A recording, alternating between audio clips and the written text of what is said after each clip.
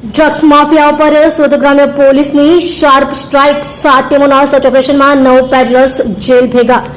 યુવાધનને બરબાદ કરતા નશાના કારોબાર સામે સુરત ગ્રામ્ય પોલીસ સંપૂર્ણપણે એક્શન મોડમાં આવી ગઈ છે. જિલ્લામાં ડ્રગ્સના દૂષણને જડમૂળથી નાબૂદ કરવા માટે સુરત ગ્રામ્ય પોલીસ દ્વારા એક ખાસ મેગા ઓપરેશન હાથ ધરવામાં આવ્યું છે. ઝીરો ટોલરન્સની નીતિ સાથે પોલીસે ડ્રગ્સ નેટવર્કની કમર તોડવા માટે એક સાથે અનેક વિસ્તારોમાં દરોડા પાડીને મોટી સફળતા મેળવી છે.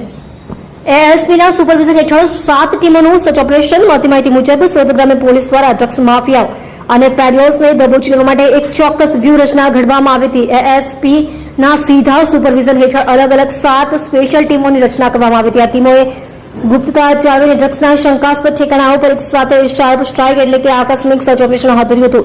પોલીસની આક્રમક કાર્યવાહીથી ડ્રગ્સના કાળા કારોબાર સાથે જોડાયેલા તત્વોમાં ફફડાટ વ્યાપી ગયો છે. 9 ડ્રગ્સ પેડલર્સ ઝડપાયા. એનડીપીએસ એક્ટ હેઠળ 7 ગુનો દાખલ. પોલીસની આ કડક ઝુંબેશ દરમિયાન નશાની હેરાફેરી અને વેચાણ સાથે સંકળાયેલા 9 જેટલા ડ્રગ્સ પેડલર્સની ધરપકડ કરવામાં આવી છે. આ તમામ આરોપીઓ વિરુદ્ધ એનડીપીએસ એક્ટ હેઠળ અલગ અલગ 7 જેટલા ગુનાઓ દાખલ કરીને કાયદેસરની કાર્યવાહી હાથ ધરવામાં આવી છે. પ્રાથમિક તપાસમાં સામે આવ્યું છે કે પકડાયેલા પેડલર્સ પૈકી એક આરોપી ગુનાહિત ઇતિહાસ ધરાવે છે, જે ભૂતકાળમાં પણ આવી અસામાજિક પ્રવૃત્તિઓમાં સંડોવાયેલો હતો. મોડસ ઓપરેન્ડીનો પર્દાફાશ. પોલીસ પૂછપરછમાં ડ્રગ્સ વેચનારાઓની ચોંકાવનારી મોડસ ઓપરેન્ડી સામે આવે છે. પેડલર્સ ડ્રગ્સ કન્ઝ્યુમ કરનારાનો સીધો સંપર્ક થતા અને પકડાઈ ન જવાય તે માટે પ્રતિબંધિત માદક પદાર્થોના નાના મોટા પેકેટ બનાવીને ગ્રાહકો સુધી હોમ ડિલિવરી આપતા હતા. પોલીસે આ આખી ચેઇનનો પર્દાફાશ કર્યો છે. ઝીરો ટોલરન્સ સાથે ઝુંબેશ ચાલુ રહેશે.